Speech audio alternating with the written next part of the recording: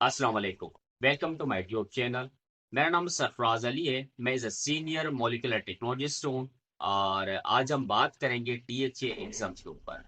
तो सबसे पहले हमारा जो मेन टॉपिक है कि लेबोरेटरी टेक्नीशियन और लेबोरेटरी टेक्नोलॉजिस्ट के अंदर क्या फ़र्क है। बहुत सारे लोगों को ये फ़र्क नहीं होता है कि वो ये कहते हैं कि सर एमएलटी टेक्नीशियन है और टेक्नोलॉजिस्ट है, इन दोनों में क्या फ़र्क है, और वो इन चीज़ों को समझ नहीं पाते हैं। तो मैं यहाँ पे आपको सबसे पहले यही चीज़ क्लियर करूँगा कि लेबोरेटरी टेक्नीशियन वो लोग होते हैं जिनके पास 2 साल का डिप्लोमा हो या 1 साल का सर्टिफिकेट हो इंटर के बाद। यानी एफएससी के बाद उनके पास 2 साल का डिप्लोमा या 1 साल का सर्टिफिकेट हो, वो लेबोरेटरी टेक्नीशियन से। अगर किसी के पास 4 साल की डिग्री है एमएलटी के अंदर तो वो लेबोरेटरी टेक्नोलॉजिस्ट है। अब ये सवाल आ जाता है कि सर हम किस में अप्लाई करें? हम टेक्नीशियन से अप्लाई करें या टेक्नोलॉजिस्ट के अंदर अप्लाई करें? देखिए, अगर आपके पास एमएलटी की 4 साल की डिग्री है, तो आप मेडिकल लेबोरेटरी टेक्नोलॉजिस्ट में अप्लाई करेंगे। अगर आपके पास डिप्लोमा है 2 साल का, तो आप लेबोरेटरी टेक्नीशियंस में अप्लाई करें। अच्छा, अभी जो इन्होंने एक नया क्राइटेरिया स्टार्ट किया हुआ है कि बहुत सारे लोग इसी चीज़ के अंदर परेशान हो गए हैं कि उनकी डिग्री जो है, बायोलॉजिकल साइंस तो है, मगर बायोकेमिस्ट्री के अंदर है, माइक्रोबायोलॉजी के अंदर है, या जो है फिजियोलॉजी के अंदर है। तो वो जो लोग हैं काफी परेशान हो गए इस वक्त। पहले तो जितने भी लोग थे उनको वो लोग एक्सेप्ट कर लेते थे, ले लेते थे। अभी ऐसा नहीं है। अभी अगर आपको टेक्नोलॉजिस्ट के लिए अप्लाई करना है तो आपके पास एमएलटी होना लाजिम है। अगर आपके पास एमएलटी नहीं है तो आप उसमें अप्लाई नहीं कर सकते। फिर आपको क्या करना पड़ेगा, आप फिर अप्लाई कर सकते हो टेक्नीशियंस के लिए। आप एक दफा इन हो जाए, इन होने के बाद वहां का आपके पास जब एक्सपीरियंस हो जाएगा, उसके बाद फिर आप एलिजिबल हो टेक्नोलॉजिस्ट के लिए। अदरवाइज अभी आप नहीं हो, क्योंकि बहुत सारे अभी मेरे जो पुलिस गए हुए, दोस्त गए हुए हैं, और इसी वजह से उनको बहुत ज्यादा कंफ्यूजन हुई है और बहुत ज्यादा उनका पैसा भी जो है लॉस्ट हो गया है। तो आप इस चीज के अंदर नहीं जाइएगा। अगर आपके पास एमएलटी की डिग्री नहीं है तो आप टेक्नीशियंस के लिए अप्लाई करें, टेक्नोलॉजिस्ट के लिए अप्लाई नहीं करें। ठीक है।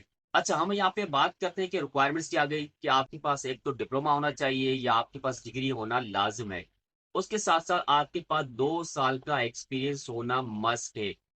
अच्छा, एक्सपीरियंस के अंदर भी जो इश्यूज आ रहे हैं, काफी जो मेरे पास कमेंट्स आते हैं या लोग मुझसे रब्ता करके बताते हैं कि सर हमने वो एक्सपीरियंस दिया था, वो लैब बंद हो गई है, अब हम क्या करें, और उनको डिस्पेंसरी मिल गई है।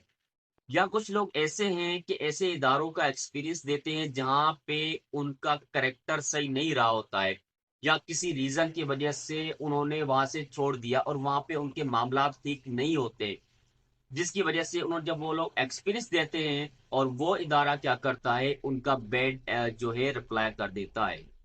जब बेड रिप्लाई कर देता है तो दुबई में जब आपका डेटा फ्लो हो रहा होता है, क्योंकि उनके पास ईमेल जाती है आपकी, तो आपका जब उन्होंने बेड एक्सपीरियंस दे दिया तो वो लोग आपको डिस्क्रिपेंसी दे देंगे, जिसकी वजह से आप 2 साल तक दुबई नहीं अप्लाई कर सकते डेटा फ्लो के लिए।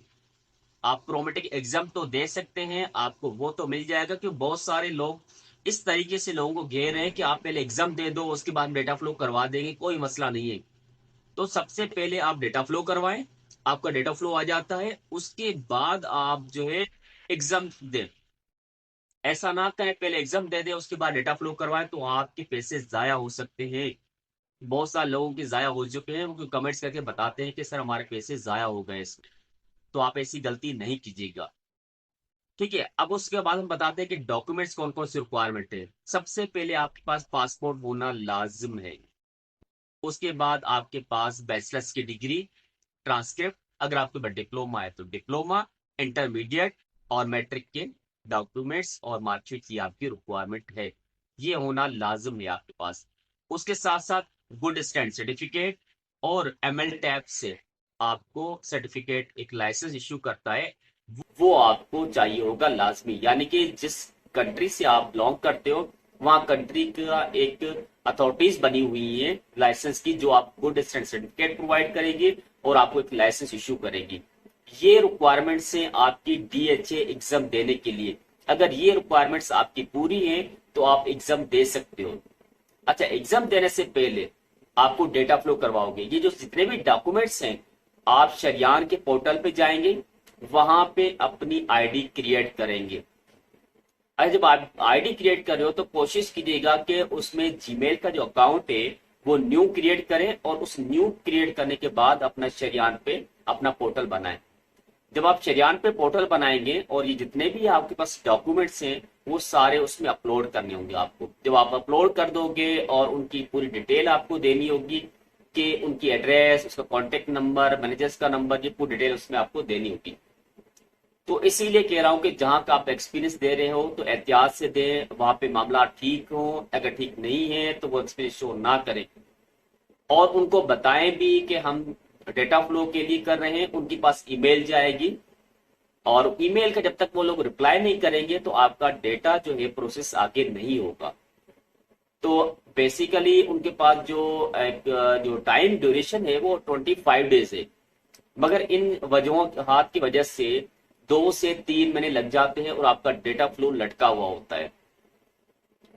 ठीक है, तो जब आपका डेटा फ्लो कंप्लीट हो जाएगा, वो लोग आपको पॉजिटिव रिस्पॉन्स दे देंगे कि आपका डेटा फ्लो कंप्लीट हो गया। अच्छा, डेटा फ्लो के अंदर जो आपकी फीस लगेगी वो 1200-1300 AED लगेगी। अगर आपके पास कोई अदर डॉक्यूमेंट्स होगा तो उसके 200 वो अलग से चार्जेस करते हैं।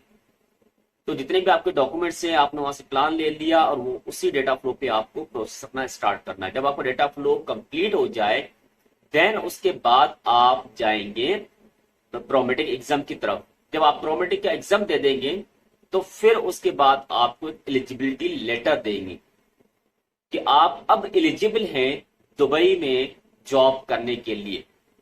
जो आपको लाइसेंस मिलेगा, अगर आपने टेक्नीशियंस का लाइसेंस लिया होगा तो आप टेक्नीशियंस के लिए एलिजिबल होंगे। अगर आपने टेक्नोलॉजिस्ट के लिए लाइसेंस लिया होगा तो आप टेक्नोलॉजिस्ट का अप्लाई कर सकते हैं। अच्छा, एग्जाम्स के अंदर इसमें 100 क्वेश्चंस होते हैं और वो जनरलाइज होते हैं, जिसके अंदर आपके मॉलिक्यूलर आ जाएगा, आपका बायोकेमिस्ट्री आ जाएगा, आपका माइक्रोबायोलॉजी आ जाएगा, आपका हेमाटोलॉजी आ जाएगा, आपका ब्लड बैंक आ जाएगा। तो ये सारे जो सेक्शंस हैं इसमें से आपके क्वेश्चंस आएंगे 100 क्वेश्चंस, और 100 में से आपको 50 मार्क्स तो आपको लेने ही लेने हैं। ठीक है, 65% आपको पासिंग मार्क्स है, तो आपको 65% आपको लेने हैं। तो ये सारा क्राइटेरिया है। और अगर आपको डेटा फ्लो के लिए अगर आपको करना है, एग्जाम देना है, तो आप लोग हमसे रब्ता कर सकते हो। हम लोग भी सर्विस प्रोवाइड करते हैं, और जिसमें आपके सिर्फ हमें आप डॉक्यूमेंट्स देंगे और पूरा प्रोसेस जो है हम आपको करके दे देंगे, और वो गारंटी के साथ होगा। जो भी हम लोग काम करते हैं गारंटी के साथ करते हैं, इसमें आपके पैसे जाया नहीं होंगे। अगर किसी को अपना ASCP का लाइसेंस जो है वो कन्वर्ट करवाना है DAC के अंदर, वो भी हमसे रब्ता कर सकते हैं, वो भी हम लोग काम करते हैं, और वो भी हम आपको कन्वर्ट करवा के दे देंगे। और वीडियो अगर आपको हमारी अच्छी लगी हो तो लाइक और शेयर जितनी कीजिएगा, और हमें आप कमेंट्स करके जितनी भी आप लोगों के सवाल आते हैं कमेंट करके पूछ सकते हैं। बहुत शुक्रिया, अल्लाह हाफिज।